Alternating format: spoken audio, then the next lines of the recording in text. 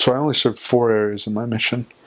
I averaged, I think I went 30 weeks in my first area, 31 weeks in my second area, 28 weeks in my third. In my fourth area, it was a total fluke. I was there for just 9 weeks, and then I went home because it was the end of my mission. And I can remember my third area, I was a zone leader. And I was feeling real good. We'd had a few baptisms in my area. I was like, oh, I'm going to stay here forever. And I'm just going to finish out my mission here as a zone leader, and that'll be respectable. And then I can remember getting a call from the mission president. It was a Sunday evening call. And he said, hey, Elder Seebach, how do you feel about training again? Because I'd already trained once. And I was thinking, oh man, you're going to pull me out of zone leader to train again? Like, I'm not sure I'm ready for this, but that was the only thought I had for one moment. But of course I said yes. I was like, sure, President, I'd love to train again. Love to do that. And he told me, all right, pack your bags. And so that got me really excited, because I was like, whoa, I'm going to be leaving. I'm going to have a fourth area. I'm going to be training, and I'm going to be opening the area. And it turns out the area that I opened was called Macau. And Macau is a portion of the Hong Kong mission that's not attached to it. It's about 40 miles west of Hong Kong, and it's another special administrative region. And that was a really special experience, because by and far they don't call American missionaries over there, because we can only get visas for 60 days. And so it just so happens that 9 weeks equated to close to 60 days. And so I remember I picked up my companion. He was a British elder. And if you're from Great Britain, you can stay out in Macau for 6 months at a time. And so I went out with him, and we opened an area again. So the first area I go to, I opened. And the last area I go to, I opened as well. And I really wanted to have some success.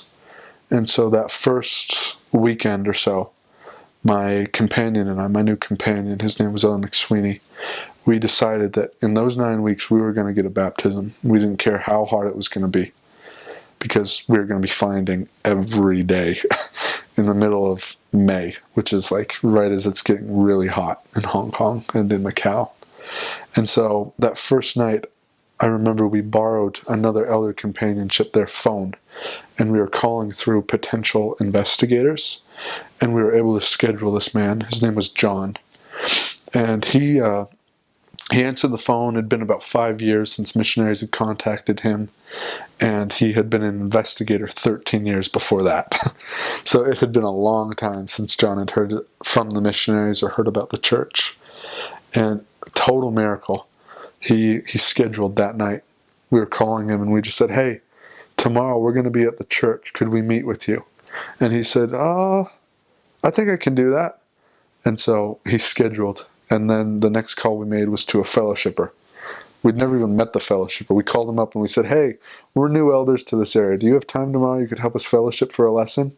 We've never taught this investigator either, so we don't know what to tell you to plan on, but we're going to teach the restoration. And he committed as well. He was like, oh yeah, sure, I'll help out. And total miracle was that was less than 24 hours after we opened an area, and we already had a member present lesson and a new investigator. And that first lesson, we gave him a baptismal date for 6 weeks later. And so it was such a neat experience to watch the Lord bless the lives of missionaries and investigators in areas, of people that live in those areas. Because I was only there 9 weeks, I was able to see John get baptized. He met with us 2 or 3 times a week. He never missed a week of church. And at least in the Hong Kong mission we had a rule, more like a guideline actually, that investigators should be at church 4 out of 6 weeks. And so if you got a new investigator this week, he could be baptized in 6 weeks, and he had to be at church at least 4 of those 6 weeks. And so it was a miracle that we were able to get John on that first day, get him to church every week, and get him baptized. And then in the following 2 weeks after that, he was confirmed and he got the priesthood, and then I left. I had to come home from my mission. But it was just a real testimony to me that whenever, as missionaries in Hong Kong or in Macau, when we work hard, include the Lord, and um, pray, like pray in everything, that we can see those miracles and that the Lord will be with us every step of the way.